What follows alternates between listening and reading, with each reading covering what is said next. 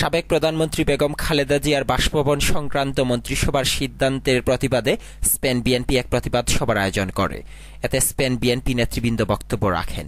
সবাই বক্তারা সরকারের এ সিদ্ধান্তের কঠোর সমালোচনা করে বলেন, ছাত্রলীগের কর্মীরা বার্ষিক দখল করবে, শ্রমিক লীগেরা করবে রাস্তাঘাট, সে করবে কি? সে করবে খালেদার বাড়ি লুটতরাজ, দখলদার। এই জন্য প্রস্তুত থাকতে হবে, কেউ লুটতরাজ করতে দেওয়া হবে না।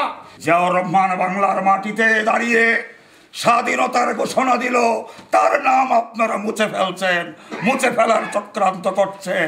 অথচ স্বাধীনতার সময় আপনার বাবা পাকিস্তানে থাকার অপরাধে আমরা মাফ করে দিয়েছি, কিন্তু আপনি তাকে চাকরি বানিয়ে দিয়েছেন। কর্নেল ওসমানী সর্বাধিনায়ক ছিল, তার মূল্যায়ন আপনি করেন নাই, তার মাজারে আপনি যান না, তার প্রতি কোন শ্রদ্ধা পর্যন্ত আপনি নিবেদন করেন নাই। কেন?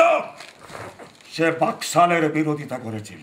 শহীদ প্রেসিডেন্ট জিয়াউর রহমান, যিনি দেশের জন্য স্বাধীনতার ঘোষণা দিয়েছেন, বহুদলীয় গণতন্ত্র দিয়েছেন, দেশের স্বাধীনতা সার্বভৌমত্ব রক্ষার জন্য জীবন দিয়েছেন, সেই